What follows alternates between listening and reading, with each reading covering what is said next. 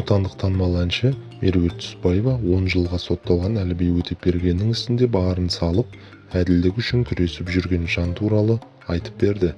Ол жас жігіттің тағдыры үшін жанталасып жатқандардың арасында Меруерт Өтекешеваның үлесі зор екенін жасырмады. Аңыз актриса өз студенті үшін соңына дейін баруға дайын. Меруерт Түсіпбаева өзінің Instagram парақшасында аса қызу талқыға түскен іс жайында жазба жариялап, бүгінде жағдайдың басқасында жүрген Өтекешеваны ерекше мақтады. Танымал актриса бұл орын алған жайттан кейін күнде күлкіден, түнде ұйқыдан айырылған.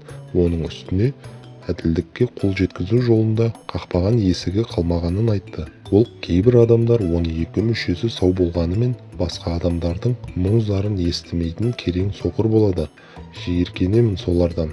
Студенті Әліби курсының старостасы үшін, өзі үшін, балалары үшін қақпаған есікті қақып, күндіз күлкіден, түнде ұйқысынан айырылған Меруертім. Алла тағала миллион қазақ қыздарының ортасынан дәл сізге қыз жібек болу бақытын текке бұйыртпаған екен. Қанша жүгірсеңіз де, Әліби балаңыз жазықсыздан жазықсыз 10 жылды арқалап дар қапаста отыр.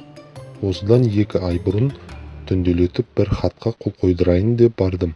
Даусыңыз дірілдеп, қарақаттай көздеріңізге мөлдіреп, тамшы жас тығылғанда, мен түнгі Алматыны басыма көтеріп, бар даусыммен керең соқырлар еститіндей ақ айқайлағым келді. Біз күресуді тоқтатпаймыз.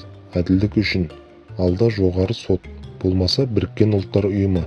Жетеді. Әліби, сен шыдасаң болғаны. Сен мықтысың.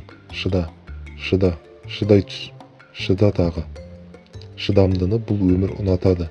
Үміттің құлан иек құла таңы әйтеуір бір атады, деп жазды Меруерт Өтекешева.